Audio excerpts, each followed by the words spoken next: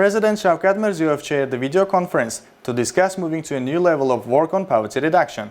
Tasks were defined to increase the targeting and effectiveness of funds allocated for low-income families, monitor the work of responsible individuals in this direction, and solve emerging problems.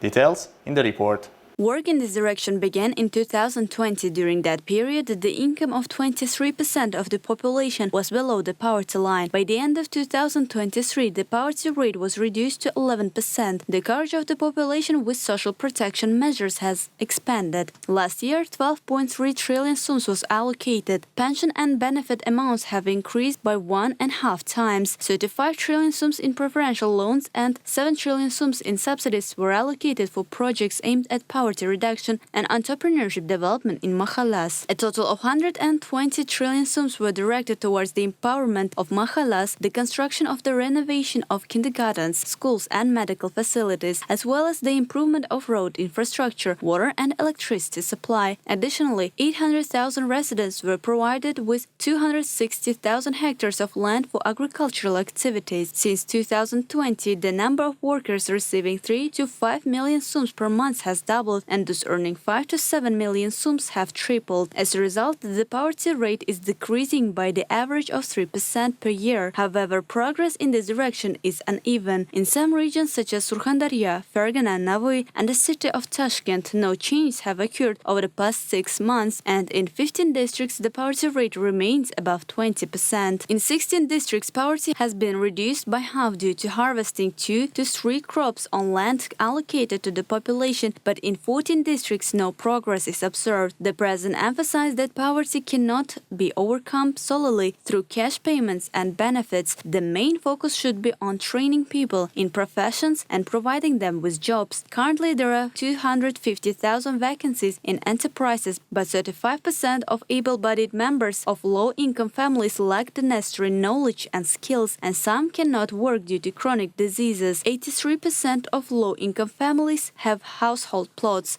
but cultivating them is challenging due to issues with access to water, electricity and roads. The meeting also analyzed current problems and defined new tasks. The head of state announced the preparation of a program called From Poverty to Prosperity, which will define new approaches for Uzbekistan's fight against poverty in 7 directions. The National Social Protection Agency, together with the local authorities, will conduct a complete inventory of mahallas, creating a profile of low-income families and developing individual support programs for them. The economic complex and sector leaders will focus on lifting families out of poverty. Mahalla development also will be in the main focus. $1.6 billion will be allocated for the development of mahalla infrastructure. Part of these funds will be used to install pumps and solar panels in 300 of the most problematic mahallas. In other 500 mahallas, issues of water supply, electrification, road infrastructure and internet connectivity will be addressed. Currently, there are about 9,200 entrepreneurs in Uzbekistan who have created at least 50 jobs. Governmental support will allow them to expand their activities and employ even more people. The textile industry creates the most jobs in the industrial sector. Entrepreneurs in these fields have also requested an extension of the social tax benefits, which was granted 2 years ago to enterprises producing ready-made knitwear, dyed fabrics, and textiles. Given their importance in ensuring employment for the population, responsible officials have been instructed to submit proposals for extending benefits in these areas. It has been decided to maintain the social tax benefit for another 3 years for each hard worker from low-income categories. This benefit will be provided not only to textile enterprises but to enterprises in all sectors. This will help provide jobs for thousands of low-income individuals in the building materials, textile, leather and footwear, electrical, food, livestock and construction industries. Over the past years, 260,000 hectares of land have been allocated for farming to 800,000 residents. Now, an additional 50,000 hectares will be distributed among 100,000 low-income families. Microfinance services are also important for implementing employment projects and opportunities in this area. Thus, in 2024 and 2025, 10 trillion sums will be allocated for microcredits for self-employment and small and medium-sized businesses. In addition, low-income families will be provided with equipment worth worth of up to 30 million sums, mobile shops, motor scooters, and scooters on a 5-year installment plan. A Center for Employment and Worker Training for Entrepreneurs will be created under the Chamber of Commerce and Industry. Members of low-income families will be trained